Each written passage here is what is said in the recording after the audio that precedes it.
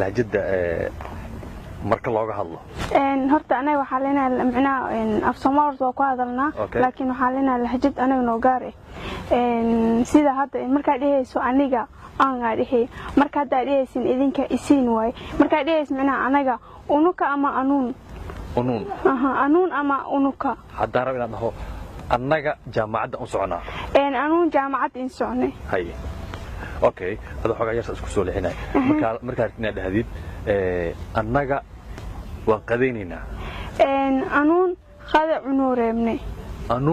anuun qada cunuu reebnay anuun qada cunuu reebnay evet waka evet macna yes oo ina anaga marka dheena maya marka dheena mayay ayaga macnaha ishoon okay marka rabo inaan dhaho ayaga suuqi aadeen إيشون سوقته خمين إتون سوقه إيشون سوقه خمين إيشون سوقه أنا خمين أنا آذان واي خمين إرجل خمين جري أو سوق اللي جين جري يعني أساس عمل واي واقف هاي وحقي شكتا مركز ربنا عنده أنا هذا وصيحنا يا هذا سياحة شعرية أما هاد هندور مين رابطة مكاد هدا هسه هاد هندور مين رابطة هاد سياحة شعرية هاي وليغا marka ka soo bixin ani maya hooyada sayida shay marka ku dhashay ilaa iyo dugsi sare meesha ku soo dhameeyay 2014 mar dagaal iyo waxaas bilaawday ka soo tagay xamra hal san soo joogay 2015 meeshana scholarship kale meeshana imaaday hadda wax ma barti laakiin luqada dhigtaa laakiin sanadka 2017 waxa bar doona insha Allah dhaqaalaha baranay hay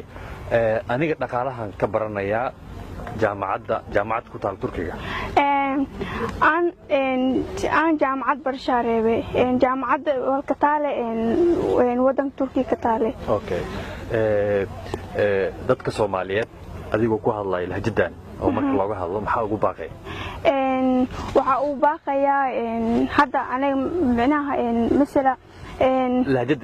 لهجد معناه أنا واحد قفل بو لهجده اللي هي هذا عربي حتى لهجده اللي أنا لهجده لنا أنا معناه ما دام هذا أنا عمل هذا مركا كل شيء لهجده آخر هذا